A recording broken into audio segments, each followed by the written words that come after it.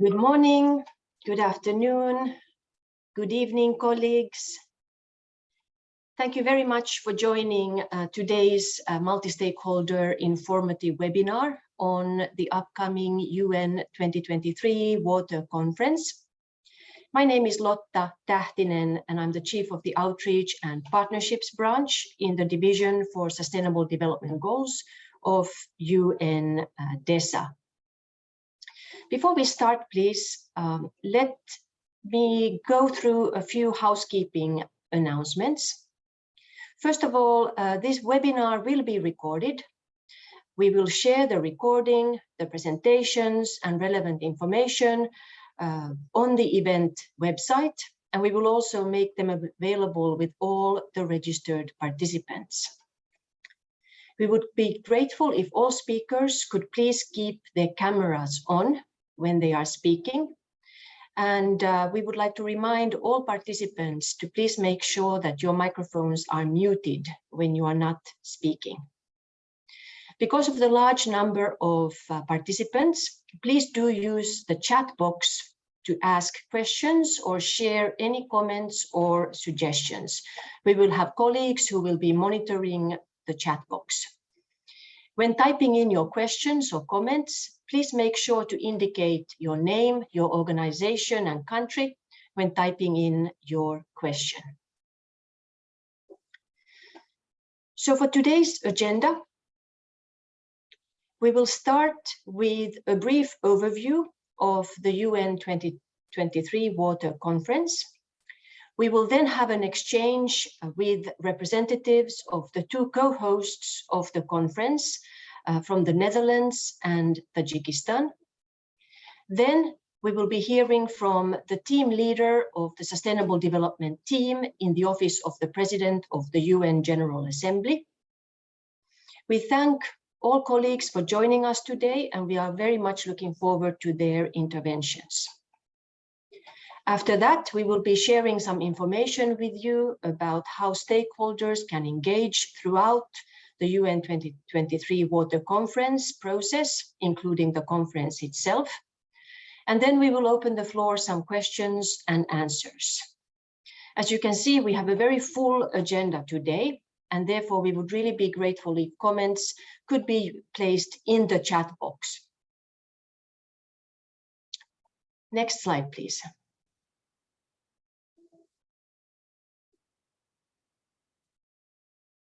The UN 2023 Water Conference will be held next spring from 22 to 24 March at the UN headquarters in New York. This conference will be truly a watershed moment that will bring stakeholders from all sectors together, as well as governments and the UN system, to create global momentum to accelerate implementation to advance the broad challenges that are surrounding water. More information about the Water Conference, including vision statements, background documents, enabling resolutions, and so forth, are available on the conference website, which is available on this slide. And we very much invite you to regularly visit this website, as it is being continuously updated to reflect the latest details. On the format of the conference, member states have decided that the conference will consist of 6 plenary meetings, where member states and relevant stakeholders are expected to make their official statements and also announce commitments, plans, actions, and share good lessons and best practices around water-related issues. In addition, there will be 5 formal interactive dialogues that will be held in parallel with these plenary meetings, and that will really provide more space to have substantive discussions on how to advance implementation of water-related commitments, and also looking at interlinkages with other sectors and issues. In addition to these formal meetings, there will be a number of informal events taking place during the conference. Firstly, there will be a small number of high-level special events that will be organized to further rally and mobilize key sectors of society around this conference and to showcase their good practices on water-related goals. Secondly, there will also be space for governments, UN system entities, and eligible stakeholders to also organize side events in connection with the conference. Next slide, please. The outcomes of the conference have been decided by General Assembly. Firstly, there will be a summary of the conference proceedings that will be prepared, that will capture all the different discussions that are taking place during the conference. Secondly, an important part of the outcome is expected to be voluntary commitments to be announced by governments, UN system, and all other stakeholders, both in the lead up to and during the conference, as well as after the conference to keep the momentum around water going. These voluntary commitments will be an integral part of the so-called Water Action Agenda. The Water Action Agenda was launched by the two co-hosts of the conference, the Netherlands and Tajikistan, earlier this year in June 2022 in Dushanbe. The purpose objective of this Water Action Agenda is to rally member states and other stakeholders across all sectors, industries, interests to come together and make their voluntary commitments to address global water-related challenges. As I mentioned, while these voluntary commitments will be gathered both in the lead up to and during the water conference itself, the expectation is that these commitments will continue to be added to the Water Action Agenda also after the conference is over and up until the end of the Water Action Decade, 2018-2028, and also the 2030 Agenda. Information about these commitments is collected through a dedicated website that is accessible through the conference website. You are all encouraged to visit this site, to be inspired by others, and also to register your own commitments. And my colleagues, as you can see, the website is reflected on this screen.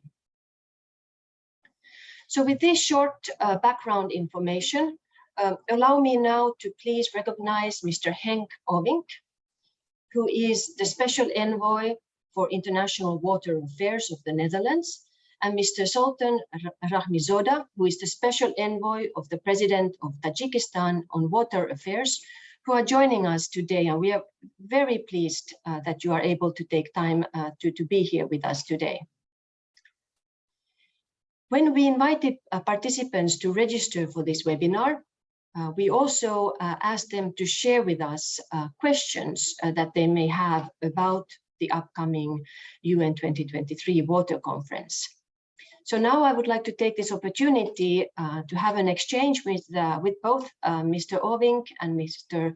Rahmizoda on some of these questions. So Henk, first over to you, please. We have a question from a local government representative based in South Africa. How do you think the UN 2023 Water Conference can address the worldwide water scarcity and climate change related challenges that are contributing to mortality rates as a result of floods and lack of water? Thanks so much, Lotta, for hosting us here in this webinar, and thanks all for joining, and great to see you, Sultan, online in this webinar to discuss next year's UN 2023 Water Conference. A critical moment for the world, since this will be the first time in 46 years that we will come together at the UN as governments, nations, cities and others, as private sectors, NGOs, communities.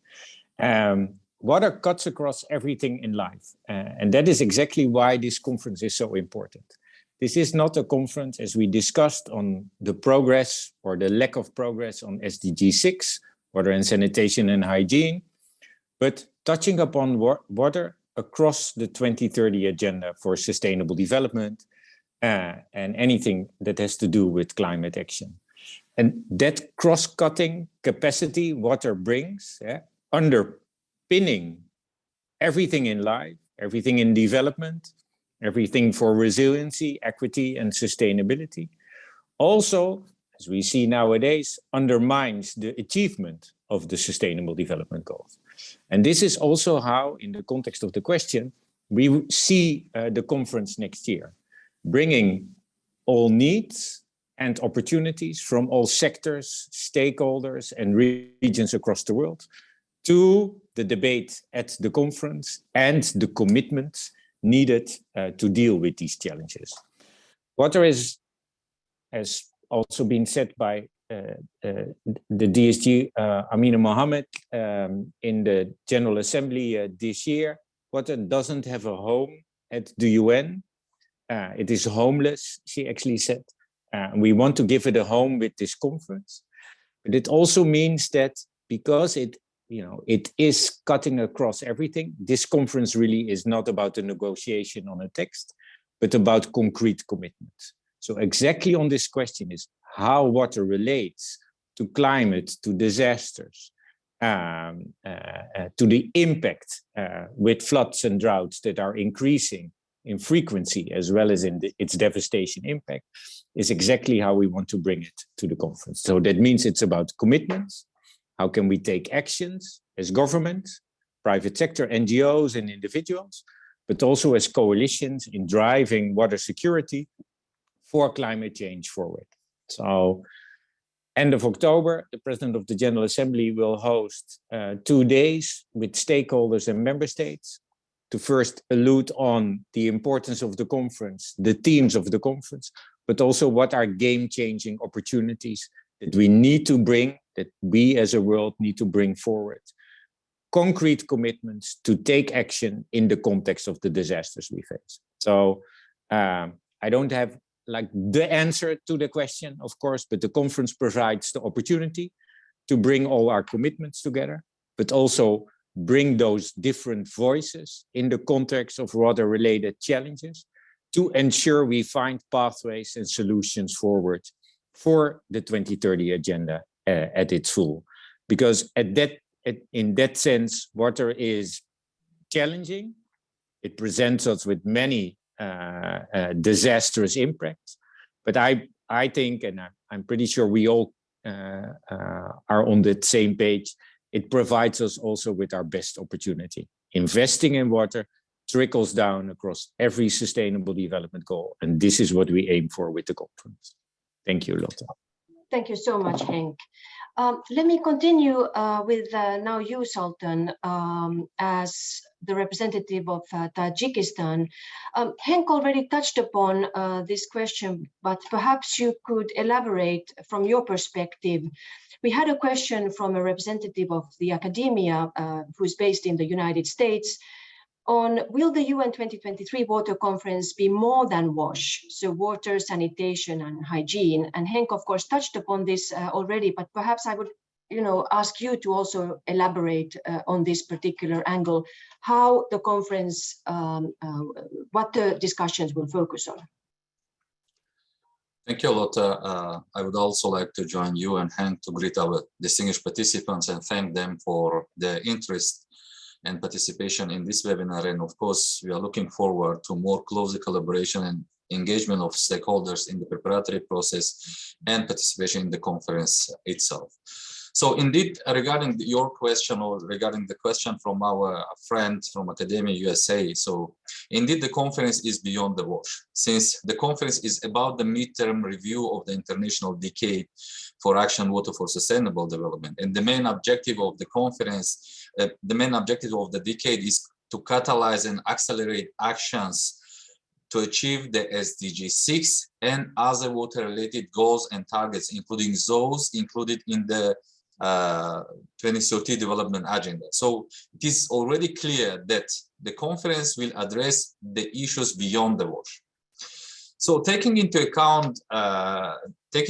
account, the co-hosts Tajikistan and the Netherlands, while preparing the vision statement for this conference, we decided that the conference will also assess the progress made during the implementation of the objectives of the decade since 2018, identify possible challenges and obstacles, as well as opportunities and innovative ways and means to support the implementation and acceleration of progress, exchange views and develop actions and initiatives needed for accelerating progress, and most importantly for us, support through the actions, pledges and commitments at all relevant levels, basically to accelerate actions or the progress for achieving of the water-related goals and objectives.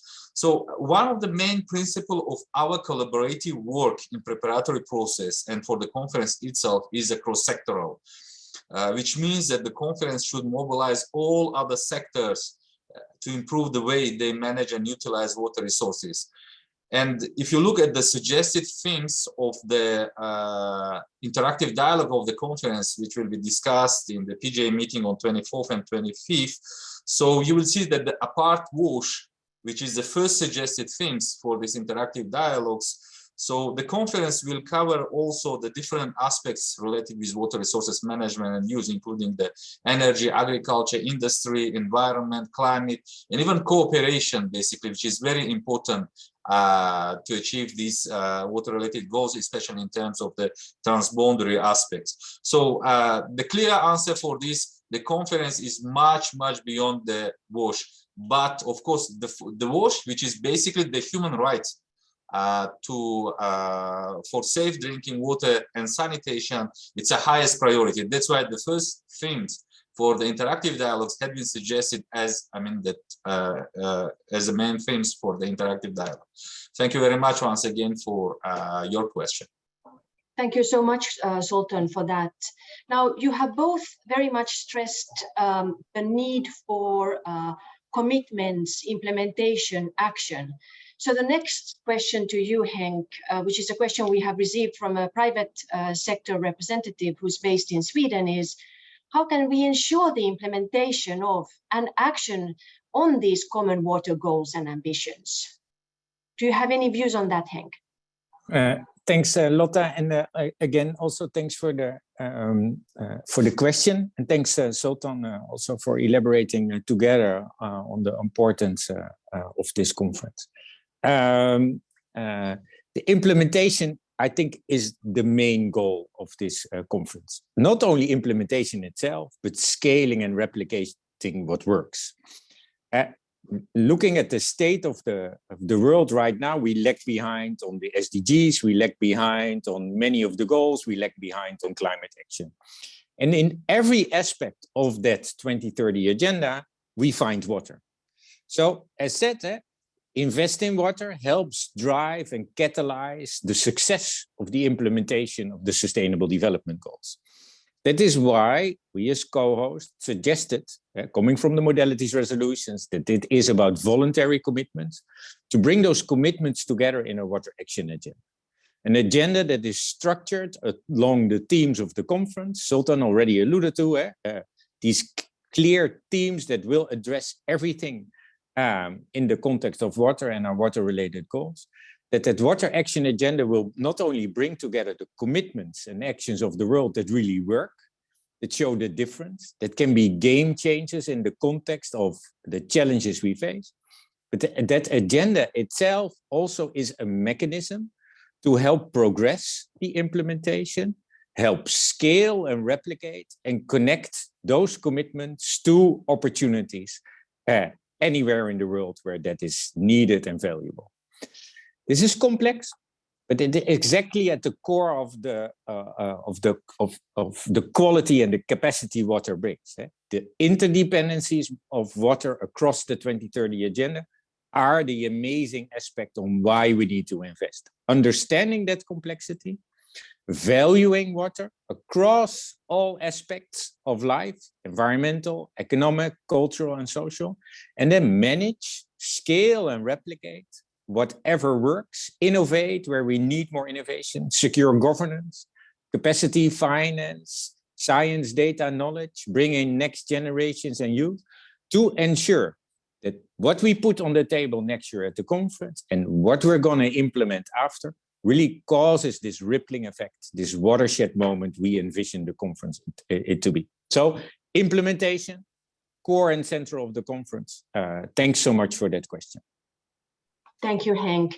Now, building on what Henk just spoke about, Sultan, one question we have received from an NGO based in Nigeria is, how can the conference lead to more commitments by development partners to developing countries, including, for instance, the provision of access to clean, drinkable water in rural communities in Africa, in other regions? Would you like to elaborate on this question, Sultan, in your view? Sultan, you're muted. Sorry. I think that this is one of the most important questions in this process, how to have basically the commitments from the developed countries or from the development partners to support basically the developing world or the least developed countries and etc. So we are doing our best. Hank already mentioned about the water action agenda. We are working on that. I mean, with collecting the commitments from the different partners, including from the developed world, to address this challenge. And indeed, one of the main challenges of the developing countries and the least developed countries, including those in Africa and Asia and in rural areas, especially to achieve SDG 6 and other water-related goals, are lack of capacities and the financial resources. Everybody knows, I think, about this assessment. The World Bank estimates that achieving these targets will cost approximately 114 billion a year between now and 2030. And the current financing is only around 13 billion. So we are quite behind, let's say, these goals around nine times. So when we are talking about that we need to double or quadruple now our efforts, it means also the financial resources. And this 114 billion USD in a year, it is the only cost for constructing new infrastructure, and it doesn't include basically the resources for the operating and maintaining infrastructure over time, capacity building, and etc. So it is quite complicated, of course, but co-hosts, Tajikistan and the Netherlands, we are working hard on having the commitments from all the member states and different stakeholders to catalyze and accelerate actions to achieve water-related goals in the preparatory process, as you mentioned in your presentation, during the conference and after the conference. And our intention basically is to bring developed countries, MDBs, multilateral development banks, on board. So to hear what is a need, what is needed, and where and how to help. And of course, to take the commitments to address this challenge and to help developing countries, least developed countries in this regard.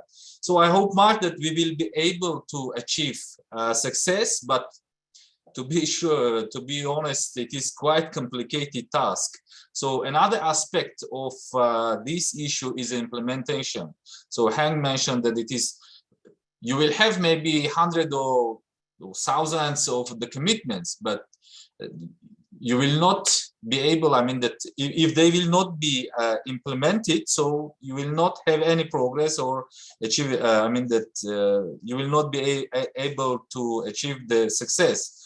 So I think that even the case of the Paris Agreement and the commitments, especially financial commitments, show that the implementation of those commitments also very important. So, and especially now it is important when the world is facing basically the new threats and challenges, including the COVID impact, you know, the political situation around the world. I think it's quite complicated task, but as co-host, we are striving to bring on both developed countries and the multilateral development banks, basically development partners, to help developing countries and least developed countries to support them basically to achieve the water-related goals, which are included in the basically 2030 development agenda, and of course including those in the national strategies and the plans. Thank you so much, Sultan, for that. Colleagues, we have received over 1,000 questions from you, the participants, in the lead up to this webinar. Now, unfortunately, we don't have the time to address all of them. We will be addressing a few more questions towards the end of this webinar, which relate directly to more logistical issues like participation, etc. Colleagues, I would like to also encourage you, please. We see that the chat box is becoming very lively. If you have questions, could you please instead use the dedicated Q&A space? It would make it a bit easier for our colleagues to track the questions that are being raised. So do not please put your questions in the chat. Please use the Q&A space instead for your questions. And we will try to address as many questions as we can today. So now let me please thank both Henk and Sultan for taking time to be here this morning, and for all the efforts that you are putting into ensuring that the UN 2023 conference will be inclusive and participatory. So now let us move to the next segment of this webinar, please. And I would like to invite Dr. Johannes Kuhlmann, who's the team leader for sustainable development in the Office of the President of the UN General Assembly, who's going to be sharing information about the upcoming Water Conference preparatory meeting to be held here in New York on the 25th of October, and the preceding stakeholder consultation to be held on the 24th of October. Both events are convened by the President of the General Assembly. And now let me give the floor to Johannes so that we can hear more about these events. You have the floor, please. Yeah, thanks a lot, Lotta, and hello, everybody. Good morning, good evening around the world. I want to briefly explain maybe in a couple of minutes how the 24th and the 25th of October are planned and how this is meant to really support the development and the building of these commitments that Henk and Sultan have alluded to and have explained. So the 25th of October is the mandated UN General Assembly event where the member states will finalize the organization of the conference next year. So that means the interactive dialogues are to be agreed upon. And there are at the moment 5 proposals for interactive dialogues that you can find on the conference website. They are built to cover all the different indicators of the SDG 6, but they go beyond in their projection of the major important topics that we deal with: health, development, cooperation, and others. So the interactive dialogues are the framing of the water conference content next year, as you have described it, Lotta, in your intro statement. So that is our mandate, to agree on the interactive dialogues on the 25th with member states. It's a UN General Assembly official event. Stakeholders that are registered can also participate in this debate, and we will focus most of the time really for the members to discuss, to exchange views, and to agree finally on the interactive dialogues. On the 24th of October, the President of the General Assembly has invited a stakeholder consultation, and he has done that because the motto of this year's UN General Assembly is to provide solutions through sustainability, science, and solidarity. So we want to really have a scientific and stakeholder engagement to build and to help populating the water action agenda, the interactive dialogues, under the interactive dialogues with those game changers that can provide transformation. We have heard a couple of years ago, we have to double our efforts to implement SDG 6. Now we're talking about quadrupling the efforts, and Sultan has alluded to that we only have 10% of the finances that we would need to build the infrastructure. So, you know, this is an exponential naming game at the moment. And I think we need to be sure that the commitments that we can and want to formulate are twofold in the conference next year. On the one hand, we need those commitments that are local and national level that will make our systems more resilient and more efficient. That is more wastewater treatment, better integrated water resources policies, and so forth.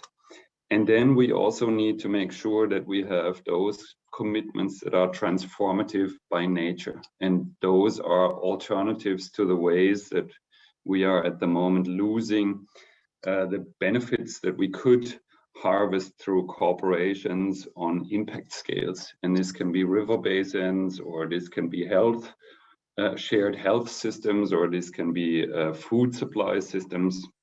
So we want to really motivate the stakeholder community to propose and agree on the first game changers to be developed over the coming months and to be proposed to the 23 conference. And those game changers need to be specific, and they have to be a follow-up process orientation.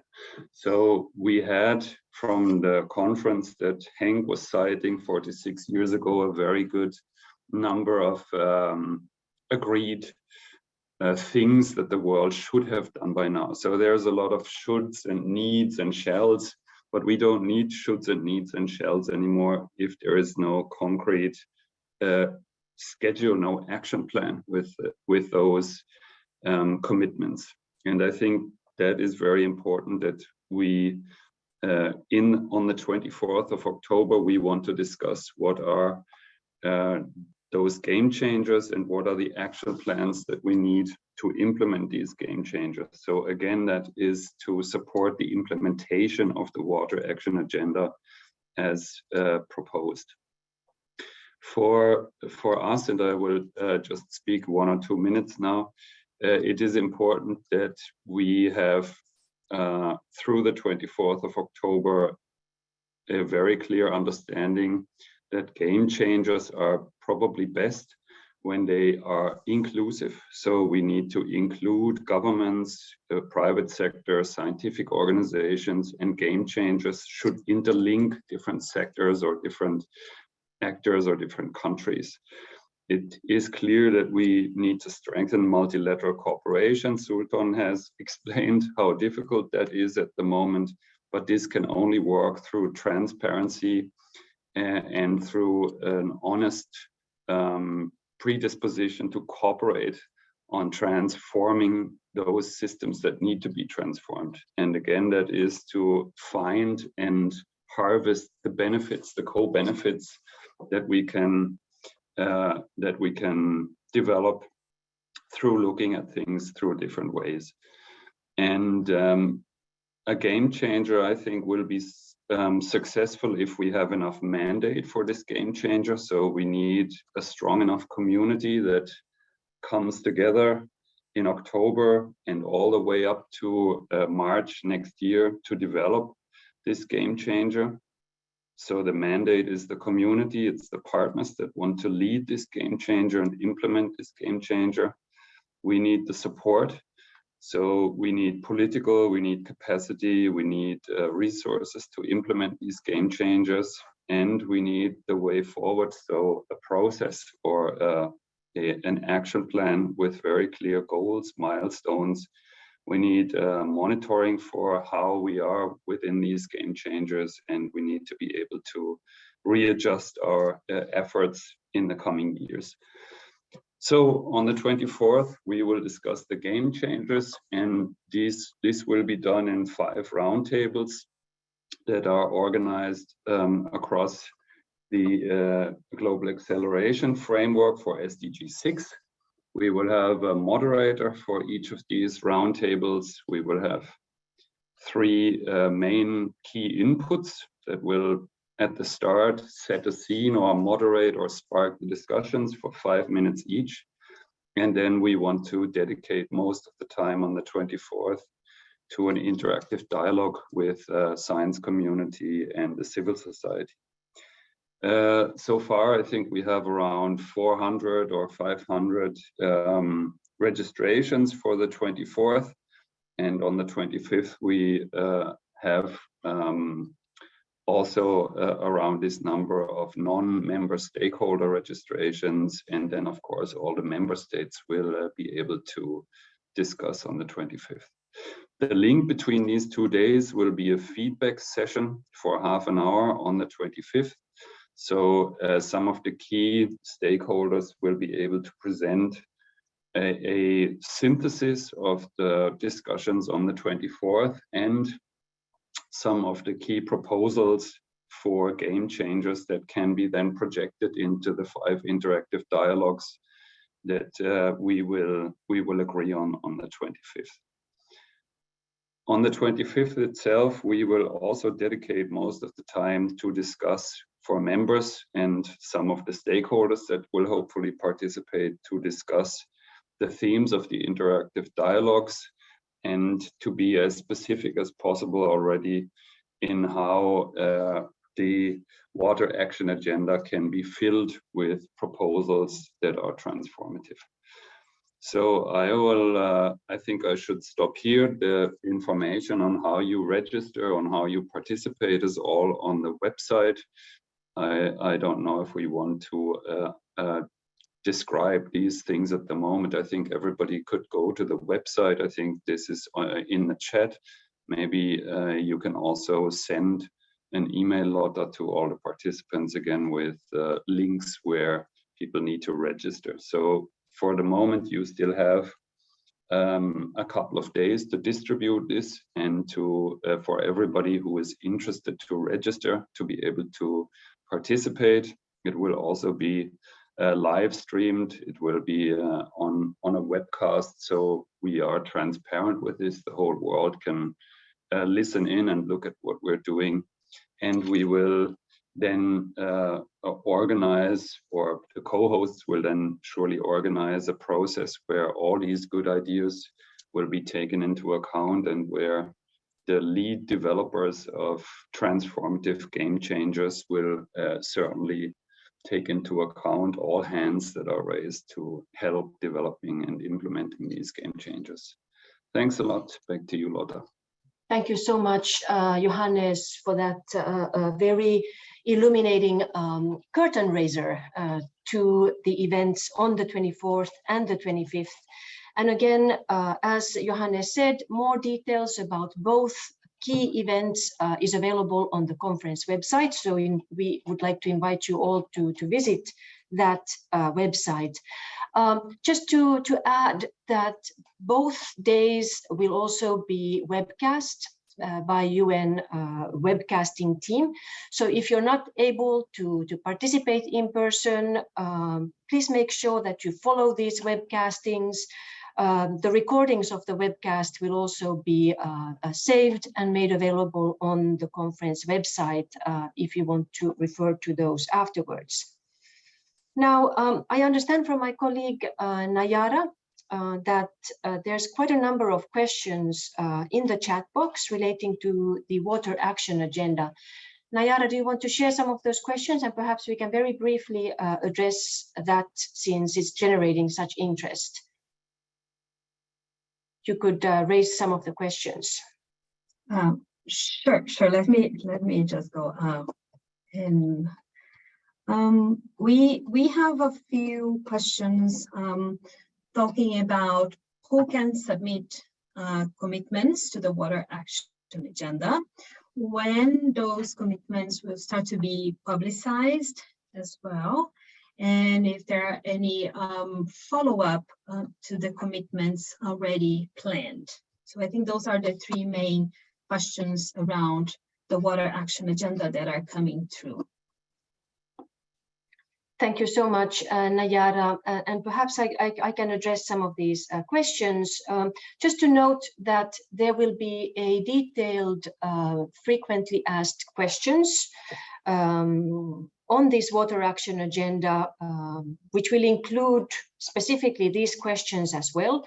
We will make this frequently asked questions sheet available on the conference website very soon. So we will invite you all to refer to that as a good space for finding answers to your questions.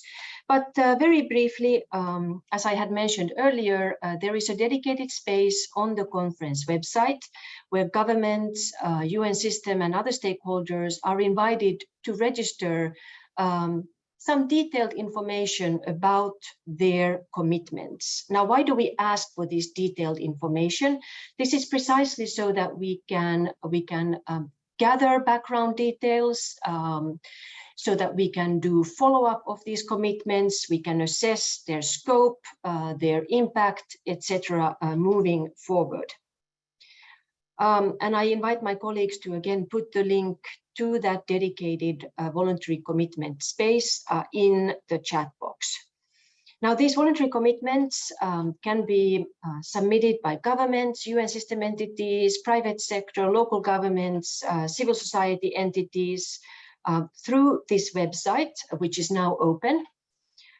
We are encouraging submissions in the lead up to and during the conference, but as mentioned, this space will be open beyond the conference as well, so that new commitments can be added to this water action agenda up until the end of the water action decade in 2028, and also the target year of the 2030 agenda. Once a voluntary commitment is registered and submitted, it will be reviewed by UN DESA with the support of UN Water to make sure that the information is correct and appropriate, and then it will be uploaded onto the website for everyone to see. And once a voluntary commitment has been uploaded, the entities behind these voluntary commitments can participate in the follow-up and review process that will be set up for the water action agenda.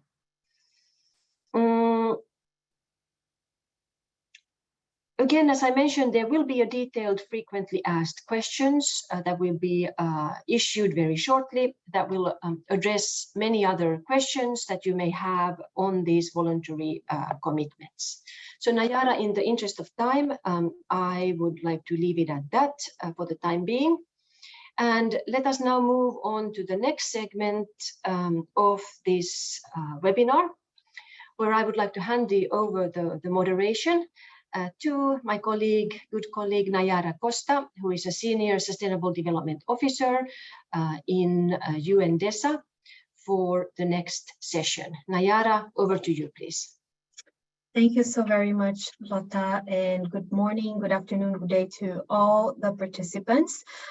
We are going to be going through some of the key points on stakeholder engagement. I will also be inviting my good colleague, Catherine Good, from NGLS and the Department of Global Communication very soon. So she will be addressing some of the issues, the questions that you may have.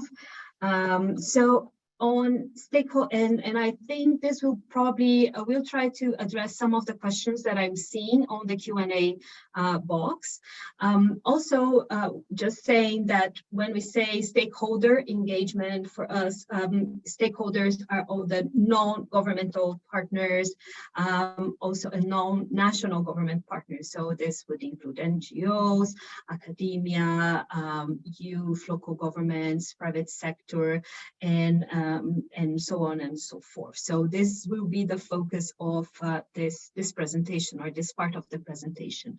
So we are focusing our stakeholder engagement activities in two main tracks. One is raising awareness and sharing information to stakeholders about this conference.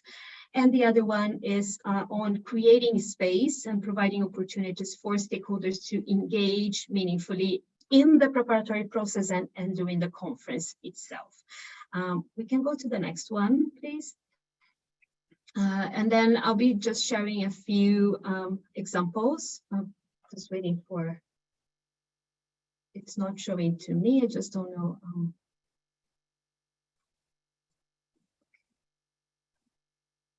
It's going. Thank you, colleagues. So on awareness raising, there are a few things that I want to point to you. You may be already on our email list and receiving the frequent updates. So please feel free to, if you are not there, sign up, because we will be sharing updates as they are become available. And we use this mailing list as one of our main channels of information. Also, every month, we prepare what we call information newsletters. As the conference approaches, if there is a need, we may even be releasing it then more frequently. And they usually come with kind of a summary of the main points that were advanced during that month, or what is coming next. So if you are on the mailing list, you'll be also receiving the newsletters, and you can see all the past newsletters on the conference webpage as well. We organize some of those virtual briefings like this one, and webinars for stakeholders, and we will be doing this in the process as we approach the conference.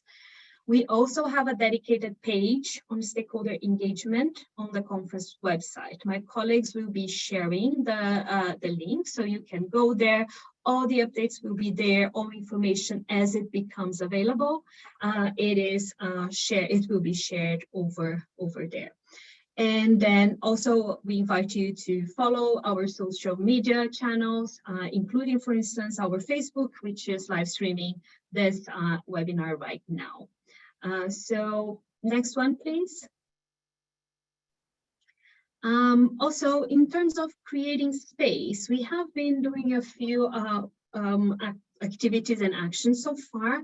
One of them is conducting global online consultations. We have had two so far, and then those were really connected to the substantive discussions in the lead up to the conference.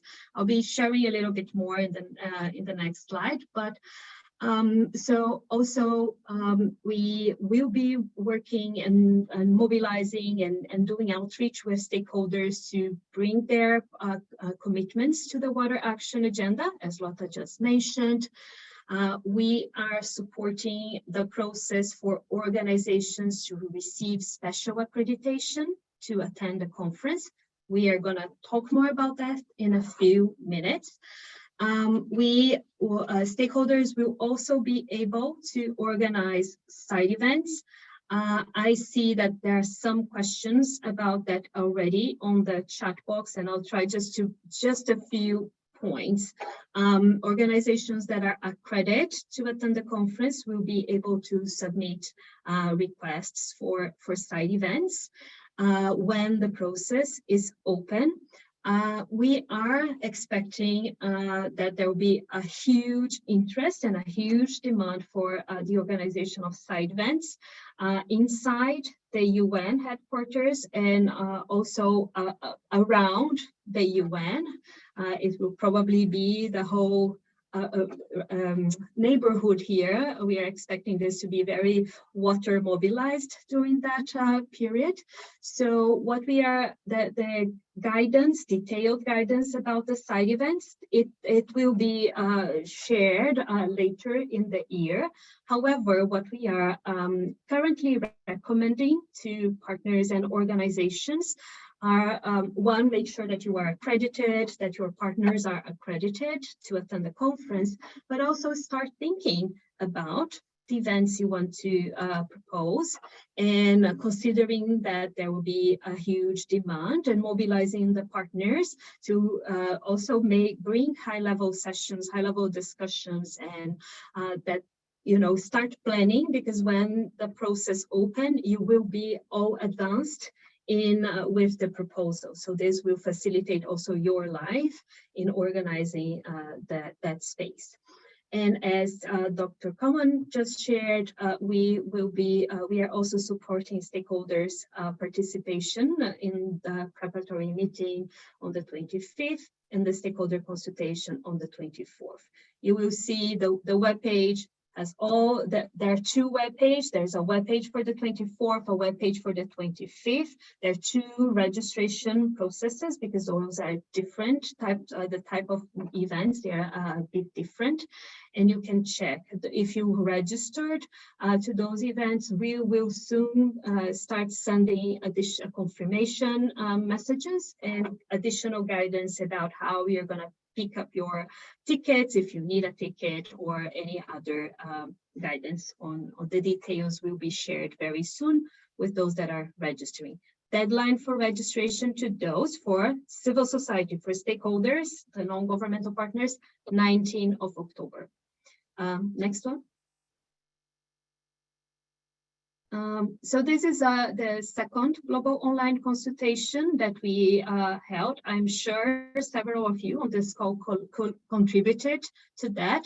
We received a record of more than 700 submissions, and my colleagues and our team are currently busy going through the submissions, and we will be preparing a summary that we are estimating will be available sometime next week. Next one, then. Let me now, this is one question that I saw in several of your questions prior to this webinar, and some of those that are showing in the Q&A box. Who can participate, who can attend the UN Water Conference? And when member states, they decided to convene, the UN member states, the governments, they decided to convene the UN Water Conference, they also, they listed the sectors that would be invited. And this is a conference that from the outset has this call for broader participation. So in terms of CSOs and other sectors, non-government organizations, civil society, academic, scientific community, private sector, and also other stakeholders that are relevant to this topic. So this is all detailed in the mandate that we received from the General Assembly to support this conference. So the next one. So how do you know if you need, if you are accredited, if your organization is accredited or not? There is a list on the webpage. You need to check if your organization falls in any of those categories. One, if your organization is in consultative status with ECOSOC, you are good, you'll be able to register participants. If your organization was accredited to attend the World Summit on Sustainable Development, this one was held in 2002, then if your organization is on that list, you will be able to request registration. And then we have already more than 400 organizations that received special accreditation to attend the UN 2023 Water Conference. There was a first round. It was held around June and July 2022, and the outcomes were released in August. So my colleagues will be posting the links, check the website. Really do not take for granted, double check if your organization is there, because if you are not, you will have a last chance to request special accreditation, and we can go to the next one, and I'll soon be inviting my colleague Catherine to provide more details. So if your organization is not there, we can go to the next one. Yes, so you will need to apply for special accreditation, and all the organizations that are accredited, they will be able to register participants to attend during the conference. I will be inviting my colleague Catherine, asking her to give more information about the special accreditation process. Thank you so much, Catherine. Thank you, Nayara. Good morning, good afternoon, and good evening, everyone. I'm happy to be here to walk you through the special accreditation process. And of course, we're happy to take questions offline later. I know a number of people here may have applied for special accreditation and not received any information about the outcome. If you didn't receive, notice that you did receive special accreditation. That means that your application was not complete, and so you'll be able to reapply in the second round. So as Nayara explained, according to the General Assembly resolution, there are specific categories of stakeholder organizations that are eligible for special accreditation. There are civil society organizations, academic institutions, scientific community, private sector, and philanthropic organizations. If your organization is not already accredited in one of the ways that Nayara explained, you must apply for special accreditation during the second round. And the second round will be open from the 31st of October until the 2nd of December. And we strongly encourage you to start your application as soon as possible. The items that you need when you submit your application, first of all, is the email of a person who will be in contact with us. It does not need to be the head of the organization that is submitting the application, but the person most able to communicate back and forth if we have questions on your application. We ask for your proof of legal status. This means that your organization must be recognized in one of the UN member observer states, and there must be documentation that you can share. If that is in a language other than English, we ask that you also provide us, it may be an unofficial translation, but in addition to the original legal document, we'd like a copy of a summary or an explanation or translation in English of that proof of legal status. You also need a letter on official letterhead from your organization signed by the head of the organization. That's the person who's authorized to request the Secretariat to consider your application for special accreditation to participate in the 2023 Water Conference. Finally, we ask for a list of the key activities undertaken by your organization in the last 12 months. This helps us to understand what your relevance is to SDG 6 and to other water-related issues that will be covered by the conference. This is a specific process, and so we're looking for relevant stakeholders who can contribute to the conversations and who will benefit from that participation in their work locally. Finally, we ask for a reason for participation, which is just a summary explaining exactly that, why your organization is interested in participation. And again, special accreditation is for organizations, it's not for individuals. So I think that's it. The important thing is to start your application as soon as possible, to be in contact with us at NGLS, Non-Governmental Liaison Service. And that email, and the colleagues will post it, is ngls@un.org. And we look forward to receiving hundreds and hundreds of applications from all of you. Thank you. Thank you so very much, Catherine, for those updates. Colleagues, we will open now for some of the Q&A. I invite you to go to the Q&A box. This is where we are tracking some of the questions. I'll be going through them, and I'll check the ones that are more that are coming through several times. I see many questions that are addressing substantive points about the conference, and considering the time and the focus of this webinar, what I will suggest is that we will compile those questions that are more substantive, and we will make them available also to the co-hosts. We will also be sharing with our colleagues from the Office of the President of the General Assembly, so they can also have a perspective of the substantive questions that are coming from you, from stakeholders.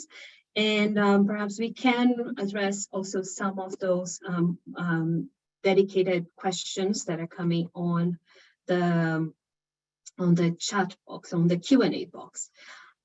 So I see when registration for the conference will open, we are estimating that the registration will open around early mid-January. We don't have the date defined, all set yet, but this is kind of the period. We will try to open it as soon as we can, also considering that the special accreditation process will close in December. So to allow those that register to start receiving their letters, and if they need to apply for visa, so they can go through the process and prepare travel arrangements, etc. So be on the lookout for that. As Catherine mentioned, if you are accredited, this means your organization can register participants and representatives. So when registration opens, you will need to go back to probably Indico and go through the process to register the delegation from your organization. So this will be the process. I saw a few questions. Oh, my organization is in consultative status with ECOSOC. Do I need to apply for special accreditation? No, your organization is already accredited to attend the conference. If your organization received accreditation during the first round, the one that was published in August, you don't need to apply again. You are all good. You just need to register your participants when the time comes. Let me just see if there are any additional questions that we So, and again, I see again on the side events, I think I mentioned that this will come later on the year, this year, and more details will be provided and broadly shared as well. Let me just see something special. Nayara, while you are scrolling, I saw one important question that kept popping in the chat box, which is how colleagues can follow the events on the 24th and 25th of October if they are not able to be here in person in New York. Colleagues, these events will be webcast. They will be available to anyone to follow via webcast. And the webcast is accessible on the UN website, webtv.un.org. We will also make available the links on the conference website. So anyone can follow the webcasting of these October 24 and 25th events. Similarly, the conference itself in March, all the events will also be webcast. So again, if you're not able to be in person in New York, if you're not able to register or get accredited, you can always follow these events via webcast. Webcast is accessible to anyone with web connection. I see, Johannes, you have your hand up there. Yeah, thanks. I want to just briefly comment on this again. We know that we cannot accommodate everybody in the course of 2 days to prepare the conference, and the conference itself also is just a couple of days. What the real aim is, and I think Sultan and Hank have explained that really well, is to create the commitment and the community, which needs to be a community of like-minded people who will want to transform the business the business that we currently have has led us into the climate crisis, into water shortages, into mistrust, into war. What we need to do is we need to create the communities that have ideas how to go away from our traditional model to failure, to a new model that lets us do things in a different way. So everybody who has an idea or who wants to participate, but it also needs to be concrete. We don't need more shells and shoulds. We need the actions. We need people who come with a very concrete, very tangible idea to say, okay, this is how we think we have a possibility to change, and we're going to do A, B, C, D now during the course of the next years or to 2030. We need to be specific. And everybody who wants to be part of a specific community of people who want to change aspects of how we manage water, secure food, energy, and so forth is welcome. And we will very surely provide the opportunity for everybody to link to those game changers that are the transformative game changers in the process that is running now, from now October to the conference. So there will be discussions of groups of people who will prepare those game changers, and we, through our colleagues here in New York, but also of course with the co-hosts, will make sure that everybody can participate in these discussions and can contribute. Thanks. Thank you so very much, Lotta and Johannes. And also, I just wanted to add that the 24th, there will be some sessions that will be held on a hybrid format. So there will be in-person, hybrid, like virtual, like a Zoom. I think it will be at WebEx, and also the webcast. So there'll be plenty of opportunities for colleagues to follow the discussions. Johannes, perhaps I could ask you to address one of the questions that I'm seeing is how will be the outcomes or the main points of the discussions on the 24th be brought to the member state space on the 25th? Yeah, that is the Nobel Prize question. And we will have moderators for the roundtables. So we will work with the moderators and interested people probably very late on the 24th to try to synergize all the good input into the 1 or 2 or 3 major proposals that cover, if we are very good, all the input, or if we are just good, the bulk or the main points that people will discuss on the 24th.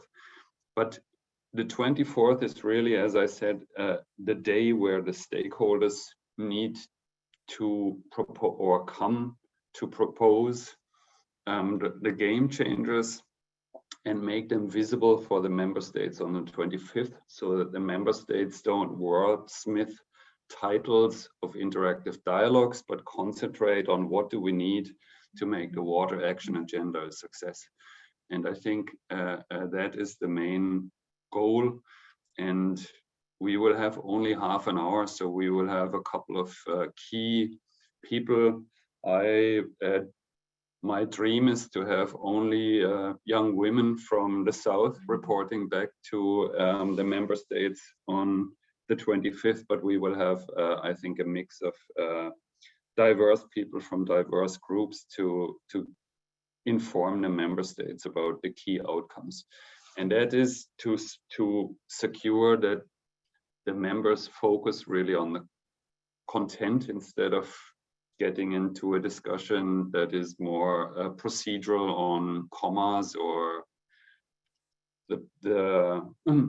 how exactly the titles should be formulated. So I think that's our goal, and we will, apart from that, as I said, record all the input and make sure that everybody can, in the process, be connected and make that contribution and that input reality that they think of. So it's a balancing act. I know this will not be absolutely perfect, but it will hopefully concentrate the discussion on the substance as well as on what we need to do in terms of finalizing the titles of interactive dialogues. Thanks. Thank you so very much, Johannes. And colleagues, again, I really invite you to go to the web pages for both the 24th and 25th events. Also on the 24th, there is a concept note, there is a draft agenda, so you can also see the timing, how the roundtables will be organized, so you can also plan to participate. I'll go through a few other questions that I'm seeing, and then I'll ask also my colleagues, whenever you see something and you want to contribute or share a response, feel free to jump in. I'm seeing a few questions from my colleagues, UN colleagues. They are asking, like, do we need to be accredited? UN organizations do not need to request accreditation.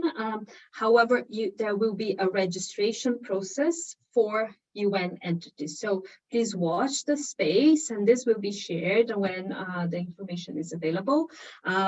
So you will see how to go through that. Some organizations will have different status. If you are unsure about the status of your organization, we have the Water Conference email. You can always send a message there, and I'll ask my colleagues to please post again the Water Conference email to the chat box.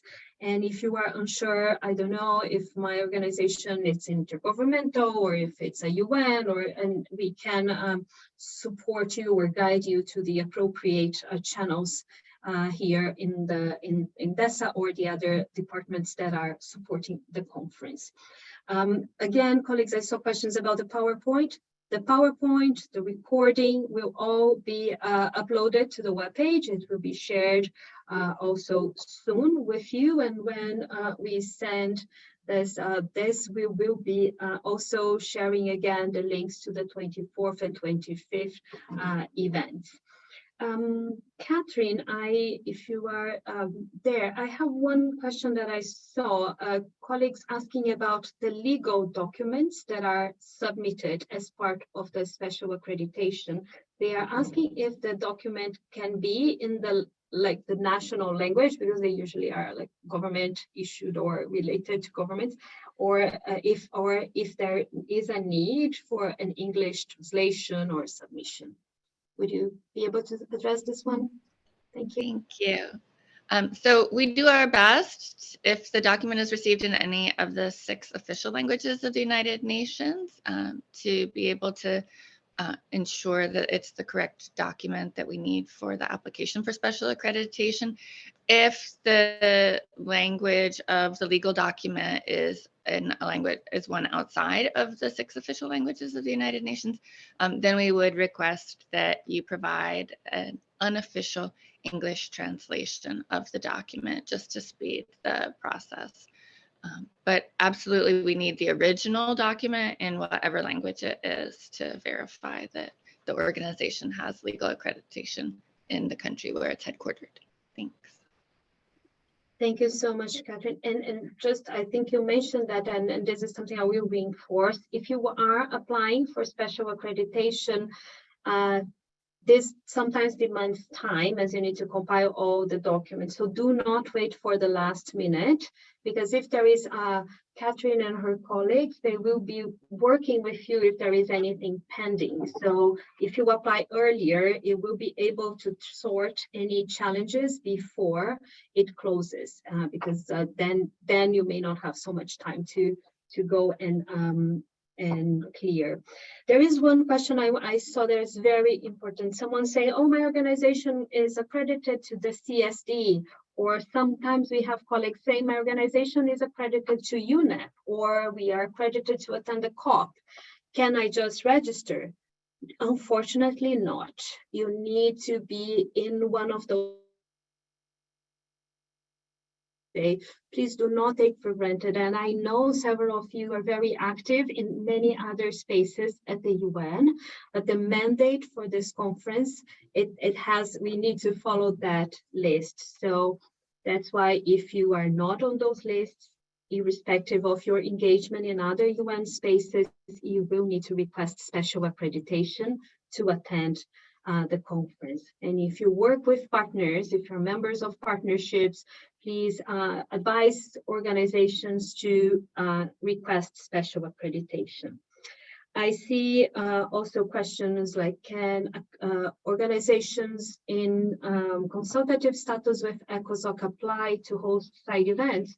Yes, we'll be able to do so, and there will be some guidance and additional ideas. As I mentioned before, priority will be given also to events organized in partnerships with multi-stakeholder partners, bringing governments and other sectors, because there will be a lot of competitions.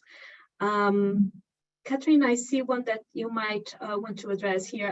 Can organizations that were rejected during the first round reapply in the second round?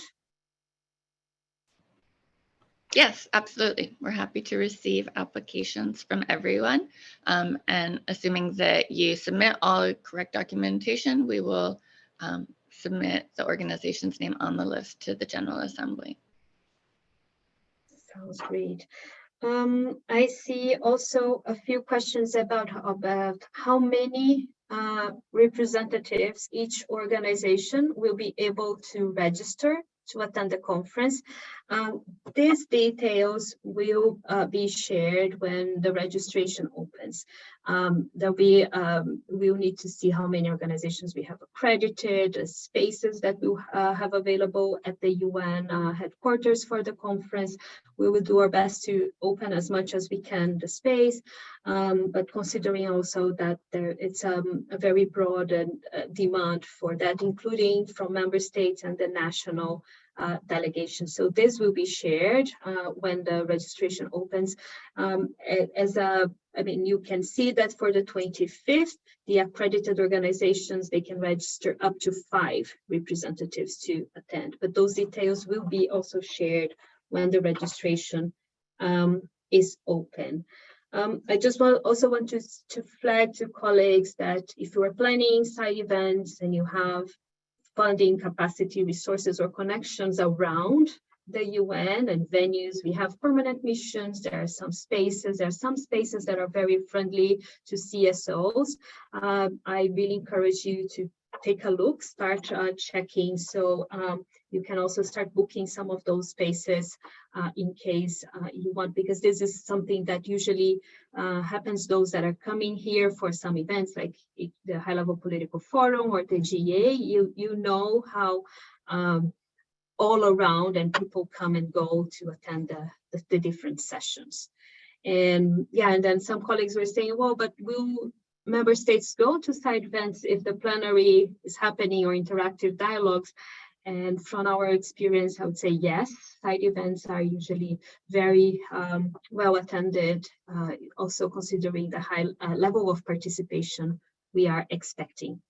I'll just go back to the questions, and just in case my colleagues are seeing or spot anything, just feel free to check, and I'll go back to taking a look on some of the outstanding before we close the webinar.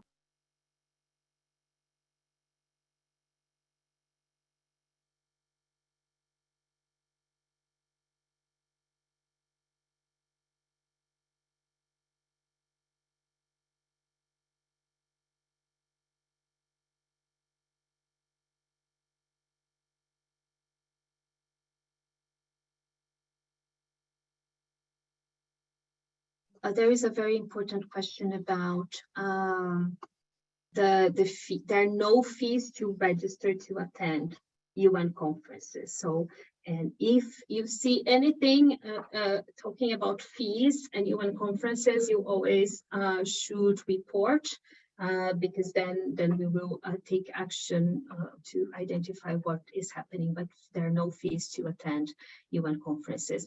And as I mentioned, side event applications, the information will be made available later on this year. Again, I see additional questions about number of participants to register to attend the conference.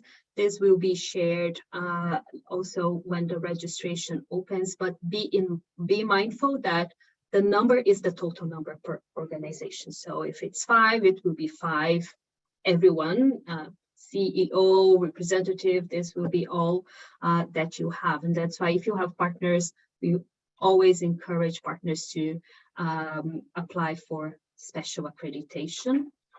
Colleagues, I'm mindful of time and just want to take a final look on the questions, and I will then hand over back to Lotta for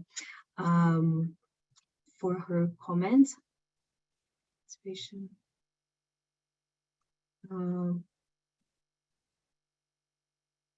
Yes, I think we addressed many, and I know there are more. We received more than 142 questions. So we will be taking another look. For visas, I will also ask my colleagues to post on the chat box the FAQ that we have for special accreditations. There's some additional guidance on visas for the US. When we open registration, we will be approving as they come on a rolling basis. So you will be able to request a visa. So I will really encourage you to take a look at the FAQ and the information on visas over there. I'm really mindful of time, and I'll just move back to Lotta if you could address move to the closing. Thank you so much. Thank you so much, Nayara, and a big thank you to Henk, Sultan, and Johannes for taking time to be with us here today, for your very insightful comments, remarks. Colleagues, we have reached the end of today's webinar, and as mentioned, we will put the recording on the website. We will share the PowerPoint presentations, materials with all the registered participants. So please, you have all the materials at your fingertips. If you continue to have questions, please reach out to us. The website is on this slide, the conference website, where you will find all details, information, and it's your first go-to source of updates. If you continue to have questions, please send us an email to our email address, which is on this screen. So with those words, let me now thank everyone for their active participation and wish everyone a very good rest of the day. Thank you so much. Bye-bye.